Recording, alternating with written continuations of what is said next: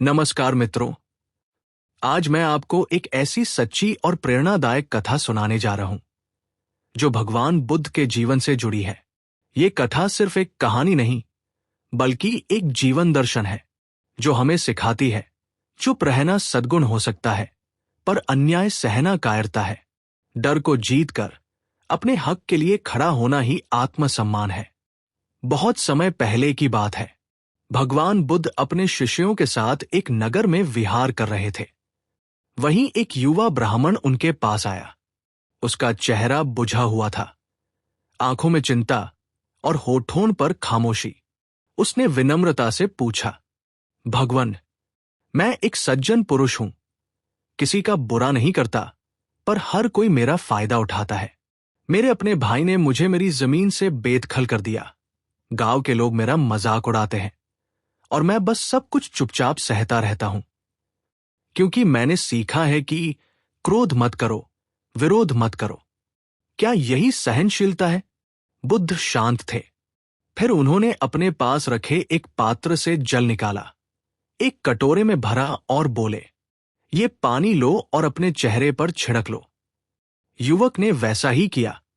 बुद्ध बोले, कैसा लगा? वह बोला, शीतलता मिली, अच्छा लगा। फिर बुद्ध ने उसी जल में एक मुट्ठी मिट्टी डाल दी और बोले, अब इसे पियो। युवक चौंका, बोला, भगवान, ये तो गंदा हो गया, अब पी नहीं सकता।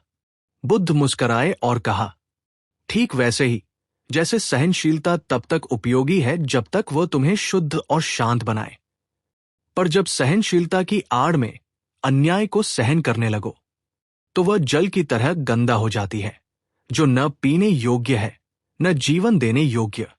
फिर बुद्ध ने एक कथा सुनाई। एक बार एक राजा ने अपने महल के द्वार पर लिखा, जो भी यहां आए बिना पूछे कुछ भी ले सकता है। लोग आने लगे, खाने लगे, वस्त्र ले जाने लगे। फिर एक दिन एक चोर आया और राजकुमारी को उठा ले गया।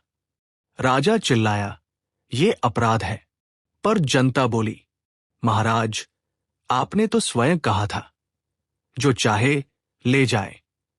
बुद्ध बोले, जब तुम अपने अधिकार की सीमाएं खुद तय नहीं करते तो लोग तुम्हारे जीवन में घुसपैठ कर जाते हैं। तुम्हारी चुप्पी तुम्हारी स्वीकृति बन जाती है।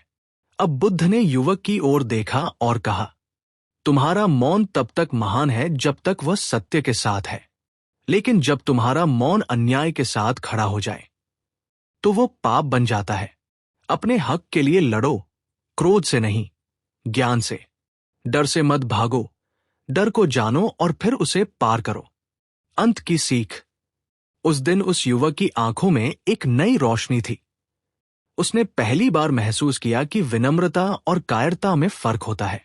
उसने निडर होकर अपने भाई से बात की, न्यायपूर्वक, शांतिपूर्वक, लेकिन दृढ़ता से। गांव वालों ने पहली बार उसे नए रूप में देखा, सम्मान से। भगवान बुद्ध ने उस दिन कहा था, धर्म वही है जो अन्याय के विरुद्ध साहस देता है, और भय वही है जो आत्मा की आवाज को दबा देता है। इसलिए जागो, डर को हराओ और हक के लिए खड़े हो जाओ। अगर तुम नहीं बोलोगे तो अन्याय हमेशा बोलेगा, और अगर आज नहीं लड़े तो तुम्हारा हक कल कोई और ले जाएगा। डर को जीतना ही पहला कदम है अपने भीतर के बुद्ध को जगाने का। डर के पीछे भागोगे तो जीवन भर भागते रहोगे, लेकिन एक बार डट गए तो डर खुद भाग जाएगा। अपने हक के लिए लड़ो, और न क्रोध में, न द्वेष में, ऊपर आत्मगौरव में, क्योंकि चुप रहकर कोई बौद्ध नहीं बनता। जागो, लड़ो और जीतो। डर को हराया तो जीवन जीना आ गया। अगर ये कहानी सच्ची लगी हो तो अपने शब्द नीचे जरूर छोड़िए और इस वीडियो को किसी ऐसे इंसान तक पहुंचाइए जो आज खुद से लड़ रहा है। ज्ञानशाला को सब्सक्राइब कीजिए, क्योंकि यहां हम सिर्फ बातें नहीं, जीवन के गूढ़ रहस्य बताते हैं। और हां, कमेंट करके बताइए कि क्या आपने कभी अपने हक के लिए डटकर खड़ा होना सीखा है।